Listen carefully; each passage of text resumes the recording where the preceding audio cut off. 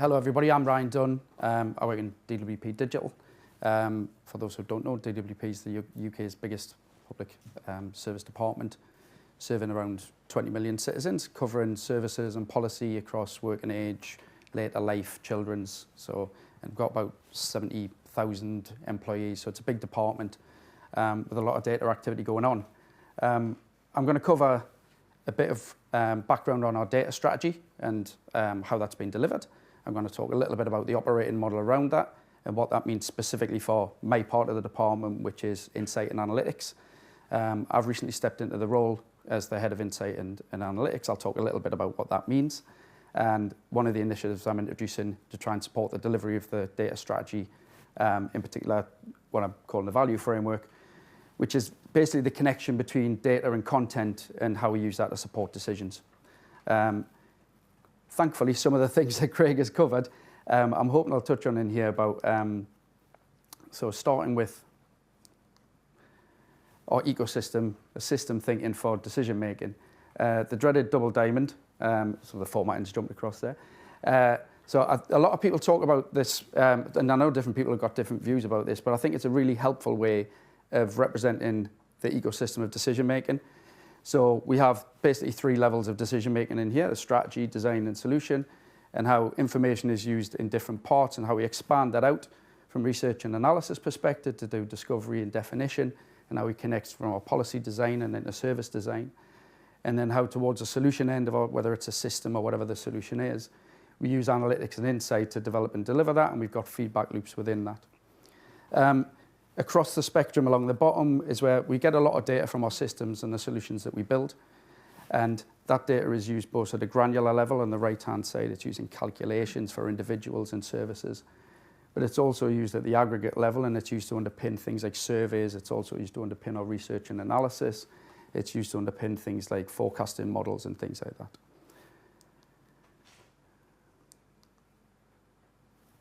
One day, we started modernizing all of our solutions, a lot of more digital solutions, and that totally changes the way that we think about that bottom right-hand side of this picture. So we start to get data out in a different way. We can then inform this system in a completely different way.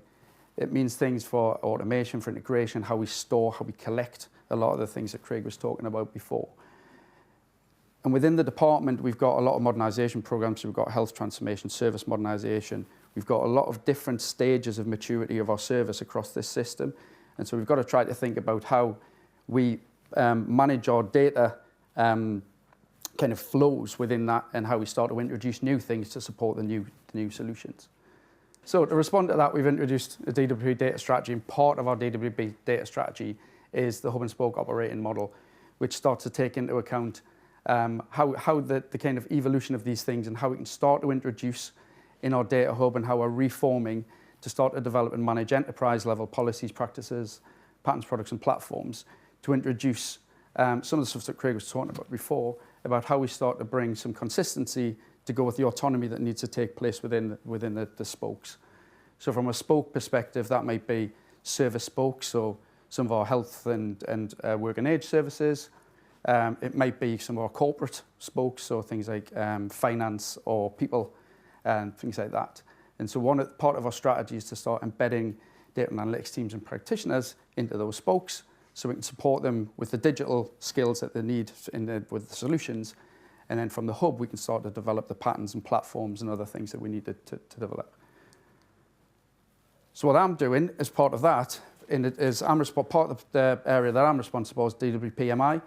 So how do we put the management information structures, technologies, patterns, and practices in place so we can bring the consistency, but also support the contextual situations of each of the services that we're building. So from a hub and spoke perspective, we can give the teams that autonomy, but also that alignment. The particular thing from DWP is what we're trying to do is, as best as possible, allow those spokes to self-serve, so to develop their own MI products, but also that they will be consuming those things almost from a self-service perspective as well. So one of the things I'm really thinking about is how I bring that data and content together, because the context of all of these things, where we've got different types of MI in both a service or corporate context, are very, very different. So what does that look like when we're bringing together a situation here where I've got I think it's about 1,200 developers of MI. We've got, we're serving about 90 different parts of the department. And I think everybody in DWP, I think now this week, everybody in DWP has a consumer license. So how do we make sure that we control all the production of this MI? So part of this is introduction of our value framework. So a value framework is a framework concept that we're using to support the description and the logical classification of content.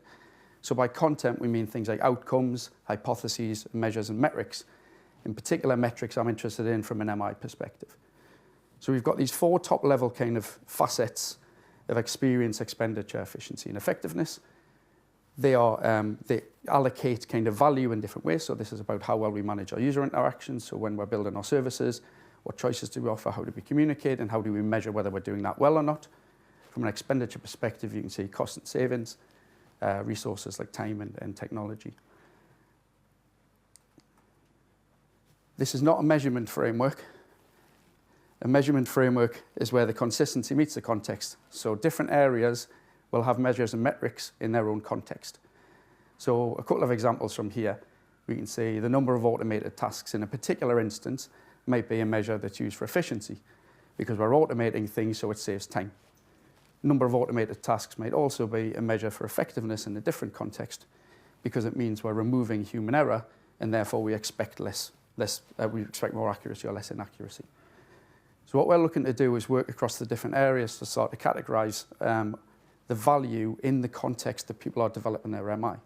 So we can start to capture that information and understand the different ways that different data and metrics are being used in different contexts. So it's very early days. I've been in the role a short time, but the couple of the places that we've got this and kind of linked to the 3 big circles on the diagram at the bottom there is introducing into our DWP MI support hub a catalogue that starts to categorize our information in this way so we can support that consistent structure. Crucially, we're not applying that in the context, we're applying a framework within which different contexts can live.